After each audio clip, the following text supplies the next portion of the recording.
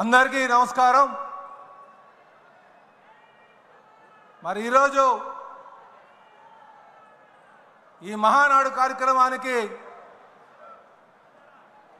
ముఖ్య అతిథిగా విచ్చేసినటువంటి తెలుగుదేశం పార్టీ జాతీయ అధ్యక్షులు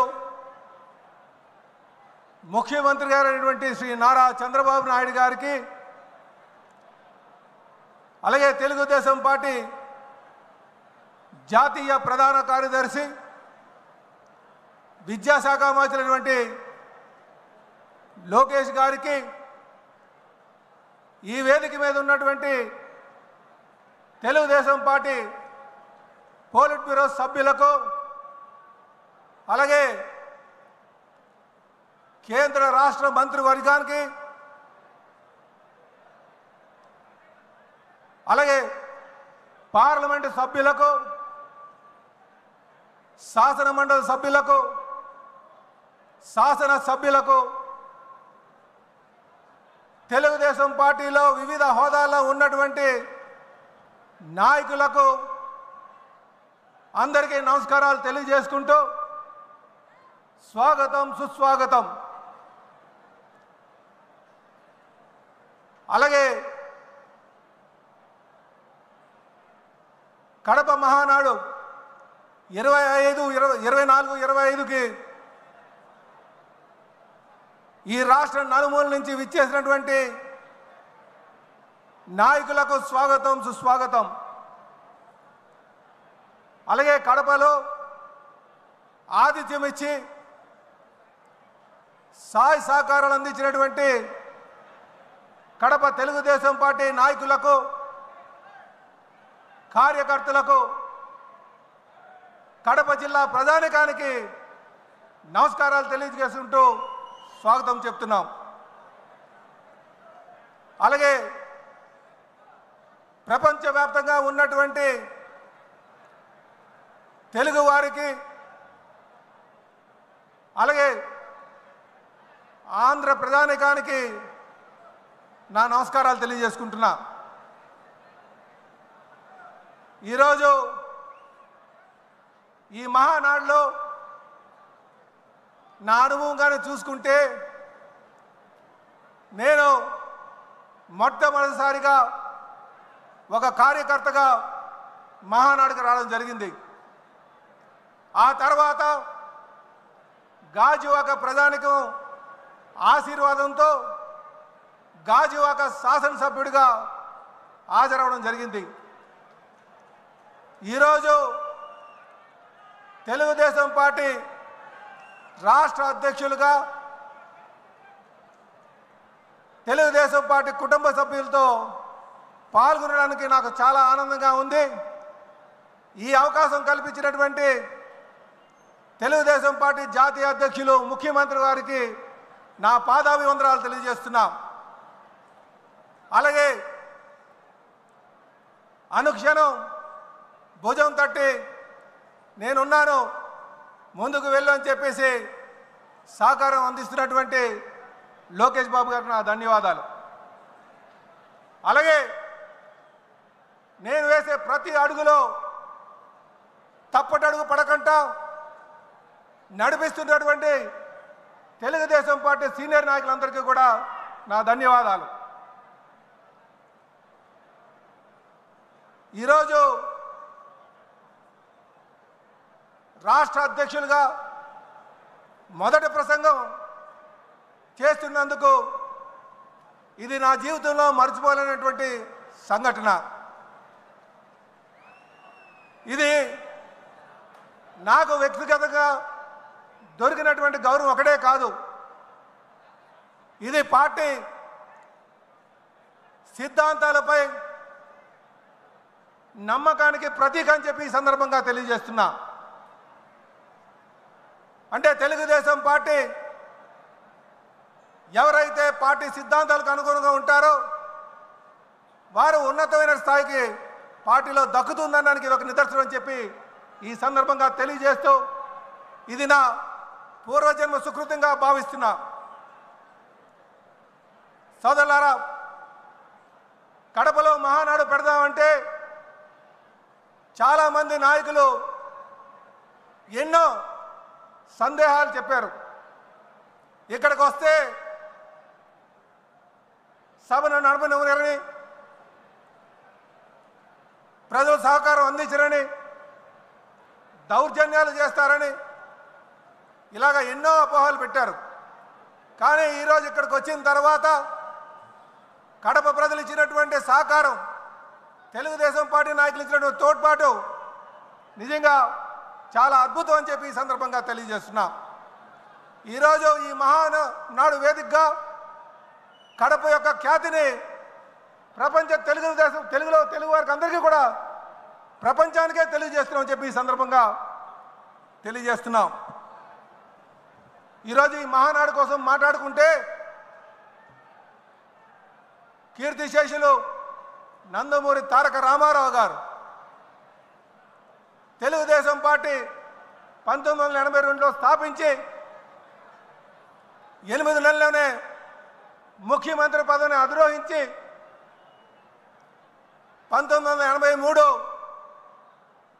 మే 26, 27, 28న విజయవాడలో జరుపుకున్నాం.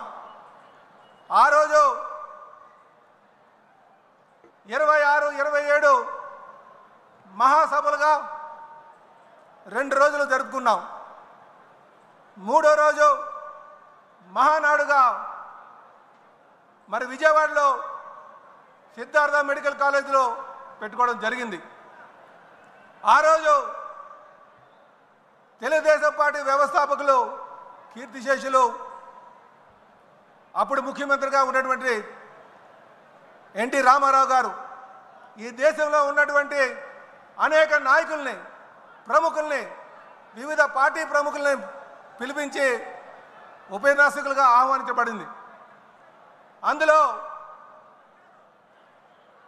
తమిళనాడు నుంచి రామచంద్రన్ గారు ఉన్నారు, అలాగే ఎల్కే అద్వానీ గారు ఉన్నారు, బాబు జగజీవన్ రామ్ గారు ఉన్నారు, ఫరూక్ అబ్దుల్లా గారు ఉన్నారు, బహుగణ గారు ఉన్నారు, రామకృష్ణ హెగ్డే గారు ఉన్నారు. ఇలాగ అనేక ప్రముఖులను పిలిచి ఆ మొట్టమొదటి మహానాడులో ఆహ్వానించడం జరిగింది.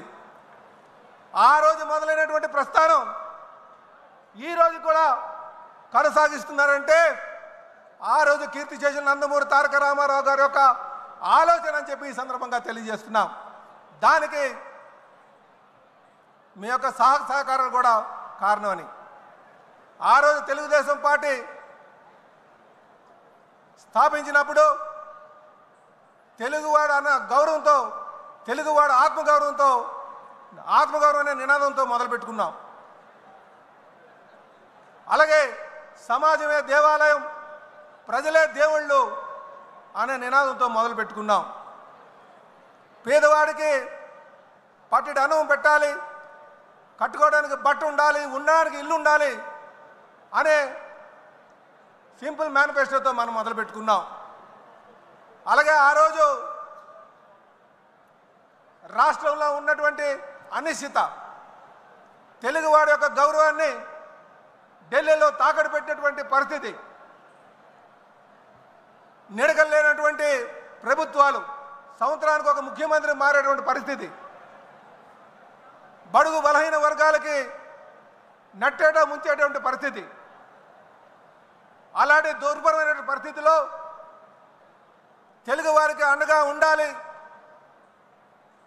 ఈ రాష్ట్రాన్ని సర్వతోముఖ అభివృద్ధి చేయాలి అనే ఉద్దేశంతో ఆ రోజు ఎంత పేరున్నా, ఎంత డబ్బున్నా అవన్నీ పక్కన పెట్టి ప్రజాసేవలను తరించాలని చెప్పి మరి కీర్తిశేషులు నందమూరి తారక రామారావు గారు మొదలుపెట్టినటువంటి పార్టీ. ఈరోజు మనం కడపలో చేసుకుంటున్నాం. కడపలో ఈ మహానాడు చేయడం అంటే ఇది చారిత్రాత్మక నిర్ణయం అని చెప్పి ఈ సందర్భంగా తెలియజేస్తున్నాను. సుమారు 40 సంవత్సరాలుగా అలుపెరగినటువంటి శ్రామికుడిగా తెలుగుదేశం పార్టీని తన భుజస్కంధాలపైన వేసుకొని క్రమం తప్పకుండా ప్రతి ఏడాది కూడా మహానాడులు చేసుకుంటూ ముందుకు నడిపిస్తున్నటువంటి తెలుగుదేశం పార్టీ జాతీయ అధ్యక్షులు ముఖ్యమంత్రి గారి కోసం మనం మాట్లాడుకోవాల్సిన అవసరం ఉంది. నిజంగా వారు ఎన్ని ఒడిదొడుకులు వచ్చినా, ఎన్ని కష్టాలు వచ్చినా, అలాగే ఎన్ని సంక్షోభాలు వచ్చినా, ఎన్ని నష్టాలు జరిగినా పార్టీని క్రమశిక్షణతో నాయకులకు దిశనిర్దేశిస్తూ గత 40 సంవత్సరాలుగా పార్టీని నడిపిస్తున్నారు. నిజంగా ఈరోజు మనం కమలాపురంలో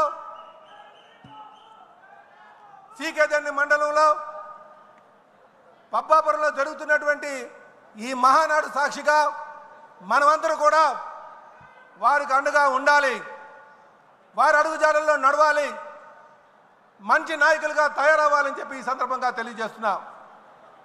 వారు నా సారథ్యంలో అనేక సంస్కరణలు తీసుకొచ్చి విజన్ 2020 తీసుకొచ్చి, ఆ రోజు విజన్ 2020 అంటే ఎగతాళి చేశారు.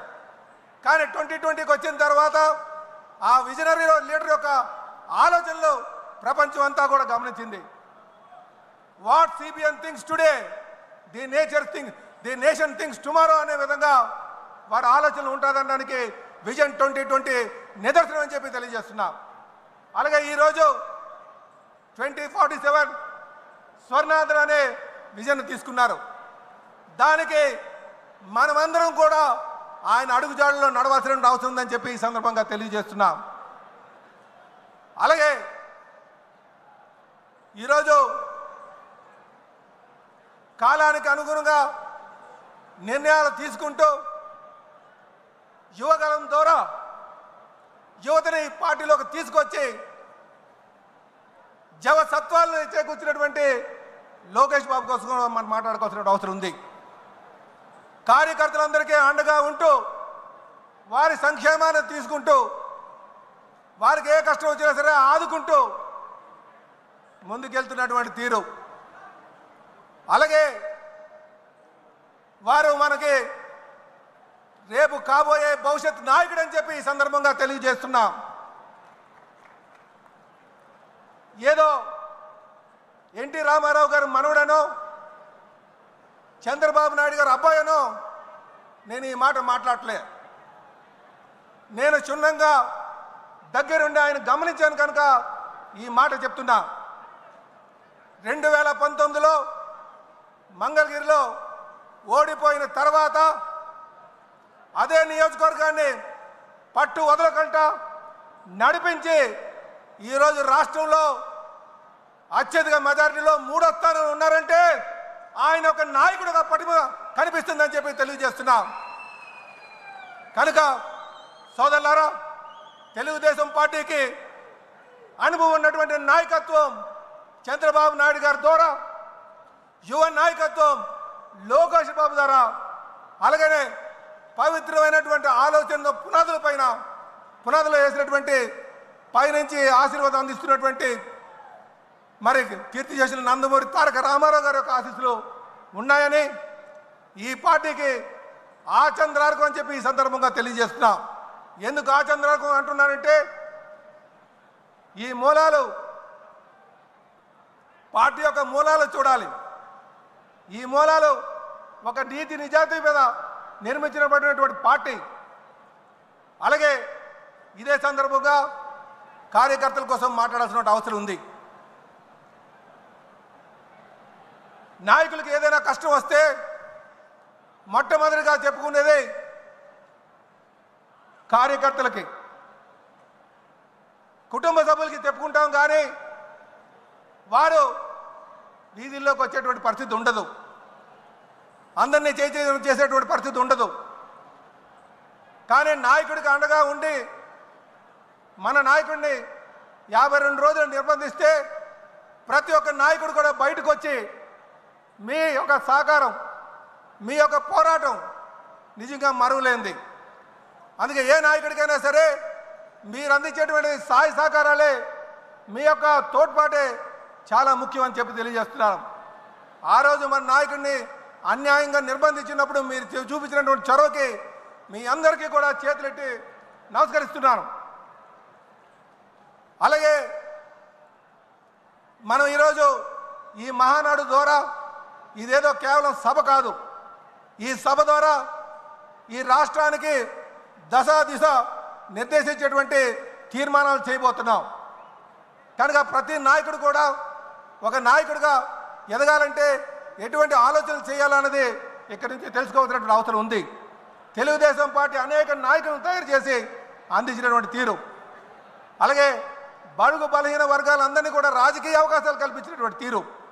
కనుక నాయకులు అన్నవారు, కార్యకర్తలు అన్నవారు పార్టీలో ఉన్నారెప్పుడు ఆర్థిక ఉపేక్ష కాకుండా కేవలం ప్రజల యొక్క సంక్షేమాన్ని దృష్టిలో పెట్టుకొని సమాజ స్థాపన కోసం అందరూ కూడా కృషి చేయాలని చెప్పి ఈ సందర్భంగా తెలియజేస్తున్నాం.